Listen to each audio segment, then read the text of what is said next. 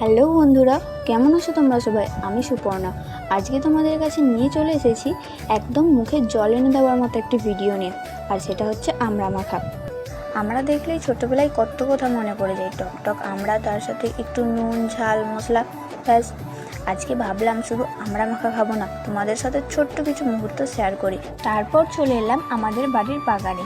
গাছ থেকে পেয়ে নিলাম একটি লেবু। নিজের হাতে গাছ থেকে লেবু পাড়ার মজাটাই আলাদা। সবার প্রথমে একটি কলা পাতাকে নিলাম, ভালোভাবে কলা পাতাটিকে কেটে নিলাম।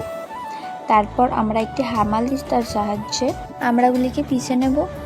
আর এই ছোট্ট ছোট্ট খাবারের মধ্যে আসলে যে কতটা আনন্দ লুকিয়ে থাকে তা কোনো দামি খাবারের মধ্যে থাকে না।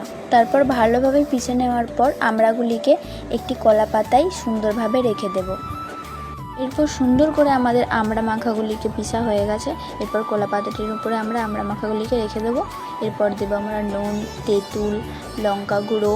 এরপর যে লেবুটি আমরা গাছ থেকে পেরে এনেছিলাম, সেই লেবুটিকে আমরা কেটে আমড়া মাখাটির মধ্যে দিয়ে দেব। মাখানোর সময় কিন্তু টক ঝাল একটা গন্ধ বেরোতে শুরু করেছে। সত্যি বলছি, তখন কিন্তু অপেক্ষা করাটা কঠিন।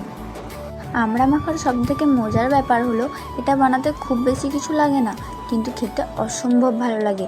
বিশেষ করে বৃষ্টির দিনে কিংবা বিকালের সময় এমন একটা টক ঝাল আমড়া মাখা হলে মনটাই ভালো হয়ে যায়।